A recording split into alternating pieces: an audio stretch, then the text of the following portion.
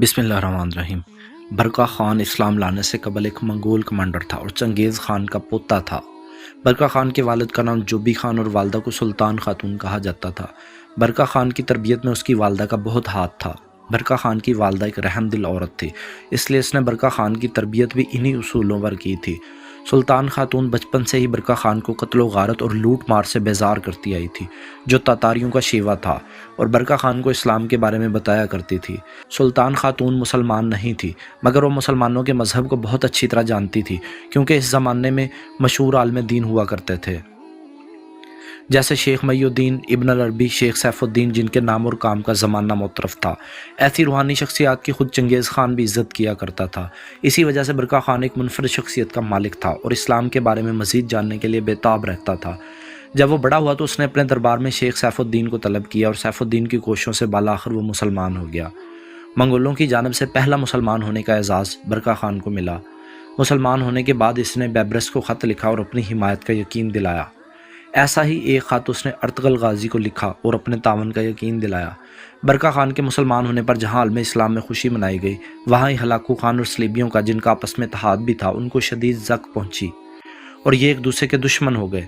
جب سلطان بیبرس نے ہلاکو کے لشکر کو عین جالوت پر شکست دی، اسی وقت ہلاکو منگو خان کا پرسہ دینے جرگے گیا ہوا تھا، وہیں اسے اپنے لشکر کی شکست کی اطلاع ملی۔ جرگے سے فارغ ہو کر ہلاکو نے اپنے ساتھ 3 لاکھ کا لشکر لیا اور بیبرس سے انتقام کے ارادے سے مصر کو تباہ کرنے کے بعد حجاز مقدس جا کر مقدس مقامات پر حملہ کرنا تھا، جو کہ اللہ کو منظور نہیں تھا۔ جس وقت وہ سفر میں تھا اور مصر کے پاس پہنچنے والا تھا، تبھی پہاڑوں کے اوپر سے برقع خان اپنی فوج کے ساتھ نمودار ہوا۔ اس سے قبل بیبرس نے تمام مصر اور حجاز مقدس کو خط لکھ کر برقع خانہ کے لیے خصوصی دعاؤں کا اہتمام کرنے کی درخواست کی تھی۔ برقع خان وہ واحد ہیرو ہے جس کے لیے عالم اسلام سب سے زیادہ دعائیں کی گئیں۔ ہلاکو خان نے جب برقع خان کو آتے دیکھا تو پہلے تو وہ حیران ہو گیا، لیکن جلدی اسے سخت مزاحمت کا سامنا کرنا پڑا۔ ہلاکو خان کی فوج ذرا دیر میں ہی سنبھل گئی اور برقع خان کی فوج کو دھکیلنے میں کامیاب رہی، مگر یہ عارضی پیش قدمی ثابت ہوئی۔ چونکہ سردیوں کا سخت ترین موسم عروج پر تھا، اسی لیے چاروں جانب برف جمی ہوئی تھی۔ وہاں پر ایک دریا بھی تھا جس پر برف کی موٹی تہ جمی تھی۔ برقع خان کے بھتیجے نے جرأت کا مظاہرہ کرتے ہوئے ہلاکو خان کی فوج پر اتنا شدید حملہ کیا کہ ان کے قدم اکھڑ گئے اور وہ عین دریا کے اوپر پہنچنے والی ہلاکو خان کی آدھی فوج دریا برد ہو گئی برف ٹوٹنے سے۔ یہ سب حالات غیر متوقع تھے۔ برقع خان جو ایمان کی طاقت لے کر چلا تھا، بھلا اس کے آگے ہلاکو خان کی کیا اوقات تھی؟ اس قسط میں ہلاکو خان کا بیٹا بھی مارا گیا اور خود ہلاکو خان پسپا ہو کر فرار ہوا۔ برقع خان کی اس فتح کو تاریخی فتح حاصل ہے۔ ہلاکو خان وہاں سے پسپا ہو کر آذربائیجان چلے گیا، جہاں اس نے سرحدوں پر حملے جاری رکھے، مگر ایک طرف برقع خان، دوسری طرف بیبرس اور تیسری طرف ارطغرل غازی کے تابڑ توڑ حملوں نے تاتاریوں کا جینا دشوار کر دیا۔